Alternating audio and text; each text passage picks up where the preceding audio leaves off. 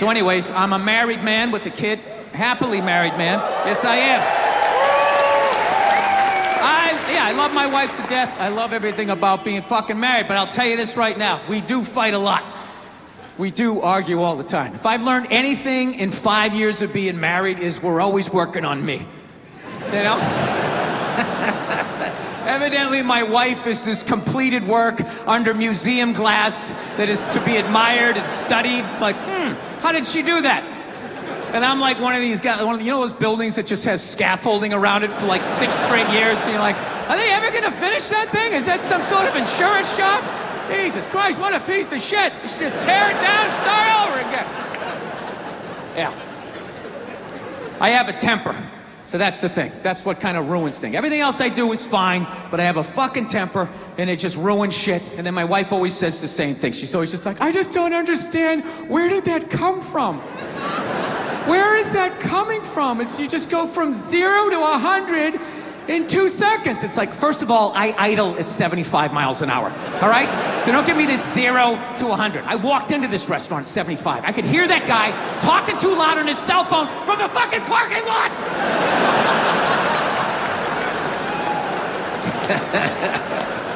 Yeah, I fucking tried all of this shit enough. Whenever she says that to me, though, I swear to God, I just don't understand. Where is this coming from? It actually hurts my feelings when she says that, you know? Because it makes me feel like she's not listening to me. It's like, honey, how many childhood stories do I have to tell you before you follow the breadcrumbs to the absolute lunatic that you married? Okay, they're always talking about how to make a woman happy, but I don't think they do it enough to help you guys out how to make a man happy, right? The great thing about men is we're fucking simple. We're fucking simple, okay? So here's the thing right here. You want to make a guy happy? If you're with a good guy, okay, that's all you got to do, okay? How about 4 times a year? Once a season. You go out to the kitchen without him saying shit. You go out to the kitchen, you make a sandwich, you get him a beer, you walk out, you give it to him, you don't say a word, and you just fucking leave. That's all you got to do. Every 3 months, you do that, you'll keep him happy. That's all it takes. Now, I know right out of the gate this is coming off sexist, right? It's because I'm saying go out in the kitchen, make your man a sandwich. I'm not saying women belong in the kitchen, barefoot and pregnant, rubbing my balls. I'm not saying that. Okay? I'm just saying women, go in the kitchen. Just go in the kitchen 4 times in a year. Make a sandwich. A toddler could do that. Just put it together. Grab 2 slices of pre-made, pre-sliced bread, 2 handfuls of pre-murdered meat, put a little mustard on it, grab a beer, walk out, just hand it to him, don't say shit, and then fucking leave. And when I say leave, I mean leave. I don't mean walk into another room for like 10 minutes and then stick your head back and just be like, did you like it? Was it good? Great. Because downstairs, we need to, don't yell at me, I just made you a sandwich. I don't mean that. I mean leave. Get in the car and fucking get out of here. Take the kids, drive down the street, go see Lord of the Rings a couple of times, and leave your man in the stunned silence of what you just did. If you ever want to see your guy get emotional, you ever want to see a man get emotional, you make him a fucking sandwich that he didn't ask for. I'm telling you, he's going to have to dry the tears with the bread. He's going to be so shocked, like, you made this for me? And I didn't even ask? Oh my God! I think she still gives a fuck. Yeah. Quick story. Me and my wife bought a house in 2011. And by me and my wife, I mean I paid for it. Right? She hates that joke, but I don't give a shit. It's true. And she's always breaking my balls. Don't put your shoes over here. They belong over there. Yeah, well, I bought over there, and I bought over here, so I'll put my fucking shoes wherever I want to. Oh, shirt's coming off. Where's it going? Right? So we get into the house. She's scoping out the house because she's smart. She's finding the rooms that get sun. She's checking out the closet space. And me, like an idiot, I want to check out the garage. For whatever reason, I'm drawn to this thing. And I go down, I open the door, and the last people hadn't cleaned it out. There was like a busted refrigerator, an old file cabinet, an ab roller, something from a luau. There was like 7 failed businesses in this goddamn thing. And I got to start lugging this shit out in like 90-degree weather as a redhead, hating my life, right? I got 3 hours into this job. My forearms were cut. I had dirt, sweat, cobwebs all over me. I wanted to burn down this fucking house. I was ready to leave, but out of nowhere, my wife showed up. Big smile on her face, and she'd made me a sandwich. Cut it in half diagonally, which is love, right? They don't cut it in half. They might as well frisbee it at you. Like, here you go, you fucking piece of shit. Hose yourself off. You should live out here. You should live out here, right? Cut it in half diagonally, poured Fritos in the middle, and gave me an ice-cold beer. She did that 5 years ago. Do you know, to this day, every once in a while, I still think about that sandwich. It's unbelievable. It just pops in my head like this fond memory. I'll just be myself talking in the car. Remember that time she made me a sandwich? That was unbelievable. She cut it in half, Fritos with an ice-cold beer. I felt like a king. That's all it takes. You know what it felt like in that moment? You remember that movie, Shawshank Redemption? You know that scene where the prisoners are drinking the beer on the rooftop with the sun in their face? That's what it felt like. The only thing missing was Morgan Freeman's voice narrating over the top. And for 20 minutes, Bill Burr felt like a free man. All right, I'm out of time. So, I gotta do it though. I gotta work on the temper. I'm gonna do it.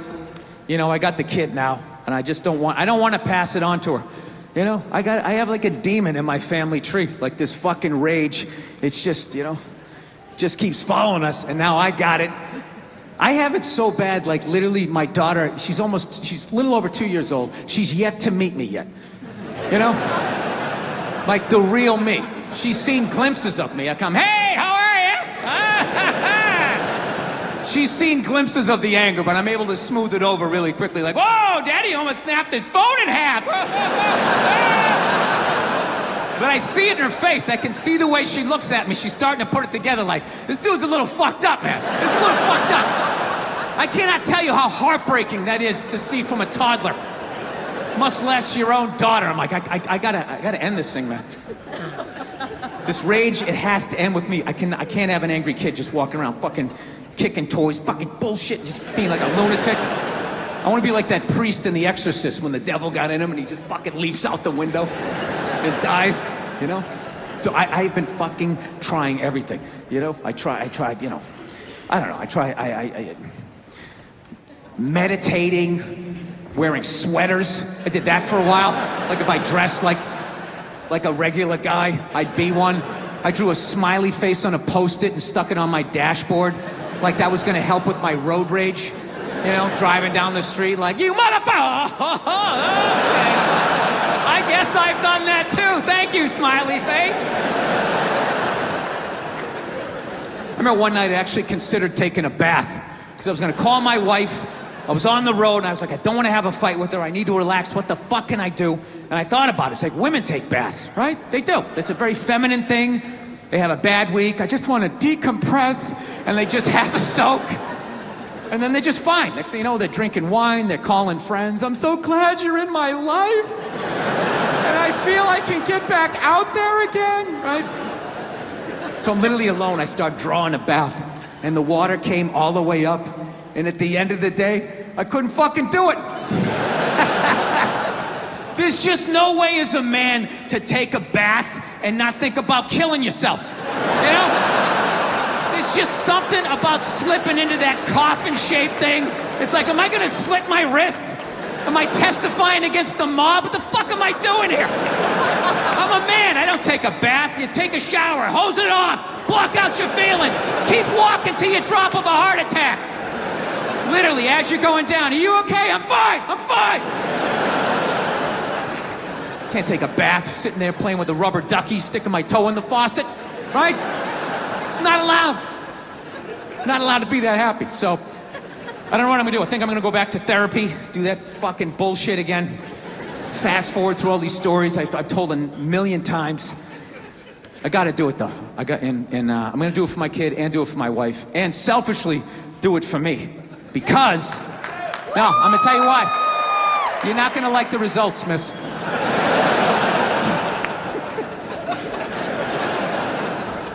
This is why I'm gonna do it, because if I actually don't have a temper, like, I just think to myself, like, what could my wife complain to me? Like, What could my wife bitch at me about, right? I fucking crush everything. I do. I take out the trash. Okay, the gate was squeaky the other day. I made sure that was done, you know? I pick up after myself. I like to think I'm a good dad. I work my ass off. I make a great fucking living. Crush all of that. All she has on me is who I am as a person. That's it. Yeah, if I could just not be who I was when she met me, I think I'd have a show. So I've just been like regressing. Like I can't deal with this shit. I just want to hit pause. I don't want this election to fucking happen. So I've just been regressing and I'm just watching the dumbest shit I possibly can. You know, morning time, those stupid talk shows to get soccer mom's day started. You know, they have all those non-thinking stories. You know, you love him, he's your best friend, but did you ever wonder what does your dog do when you're not home? The next video may surprise you. And I just fill up my brain with this dumb shit. I don't want to deal with what's really going on.